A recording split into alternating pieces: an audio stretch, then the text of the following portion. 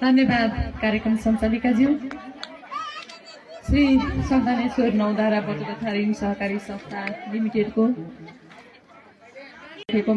यस कार्यक्रमका अध्यक्षता गर्नुभएका यसै संस्थाका अध्यक्षज्यू, त्यस्तै यस कार्यक्रममा विशेष अतिथिको रूपमा रहनुभएका डाक्टर साहब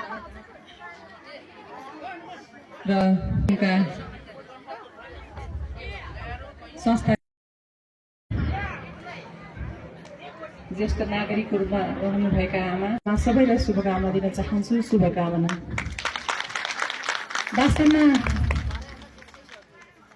पूर्व वक्ता साथीहरूले धेरै कुराहरू राखिसक्नुभयो होला। म आजको दिनमा धेरै ठाउँमा महिला दिवसकै अवसरमा कार्यक्रमहरू थिए, विद्यालयको वार्षिकी कार्यक्रमहरू पनि थिए। त्यसले गर्दाखेरि आएको आफैलाई अप्ठ्यारो लाग्छ कि कार्यक्रमहरूमा आउनलाई।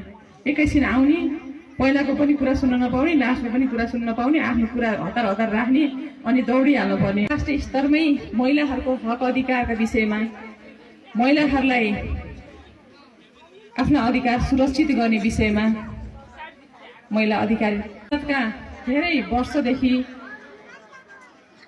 लडाईँ गर्दै आफ्ना हक अधिकार स्थापित गर्नलाई स्तरमा जति पर्सेन्टको रूपमा हामीलाई संविधानमा उल्लेख भएको छ, नगर्ने रूपमा मात्रै हामी प्रमुख भूमिकामा रहेका छौँ। महिलाहरूको अपर्च्युनिटी चाहे राजनीतिक गर्ने त्यहाँका नेताहरूले होस् या सामाजिक काममा लाग्ने नेताहरूले त्यो अपर्च्युनिटीलाई राम्रोसँग लागू गर्नु। यो सहकारीले महिलाहरूलाई सबल बनाउने पाटोमा धेरै कार्यहरू गर्दै आएको